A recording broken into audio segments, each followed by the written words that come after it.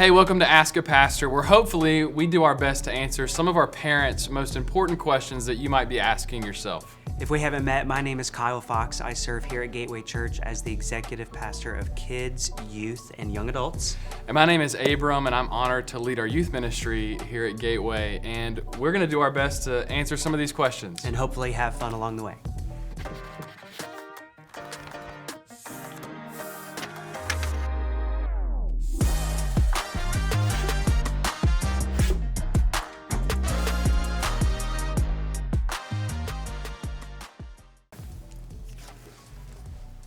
What's the funniest thing you do to cheer yourself up when you're feeling down?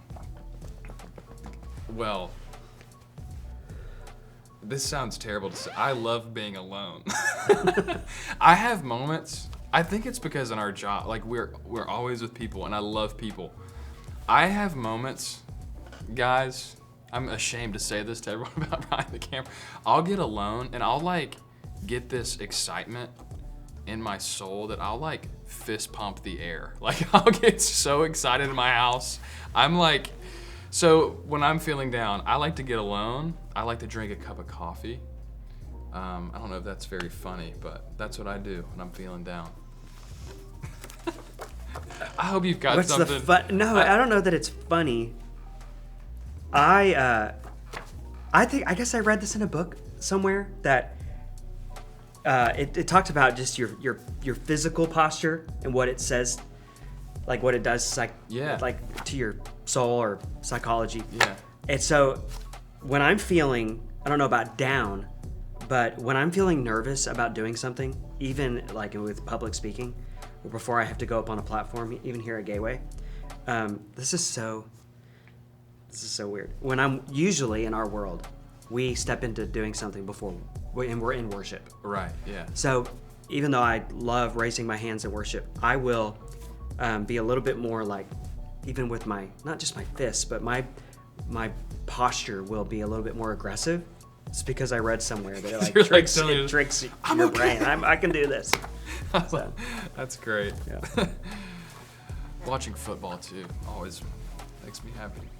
Okay, how do I identify if my teen is struggling with their mental health? I think what you just said plays into this question because we have kids in our youth ministry. There will always be something on the outside that indicates if something's wrong on the inside. There's a scripture, I think it's in Matthew. It says that the eye is the lamp to your body.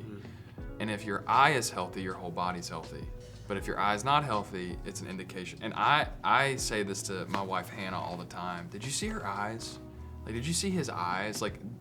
I think if you pay close enough attention to the outside appearance, you can tell pretty quickly. But I think something that we're always telling parents at Gateway is a lot of time parents don't start paying attention until something's wrong. That's right.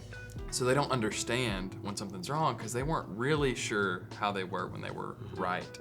So I think it's important to pay attention at all times when you're on the mountains, when you're on vacation, evaluating your teenager so that when they are in the valley, you can get a better read on, okay, what's going on? Is there something I need to ask about or address in their mental health? Well, you teed up what I was we have to know. Yeah. And we have to know them. And even as a student pastor, I could just answer, well, if somebody's just a lot more quiet on that day. But what if they're just a quiet-natured person? That doesn't necessarily mean that they're struggling with that. But if something's out of the norm, you don't know, to what you just said, you don't know what's out of the norm if you're not spending quality time with them. Yeah. If you're not prioritizing that relationship, you wouldn't even know what's out of the norm anyway. Yeah. So. That's great. Thank you for joining us today. We hope you have found this helpful. And if we can do anything else for you, if you need some resources to hopefully answer these questions for you a little bit more, you can find those in the link below. We'll see you soon.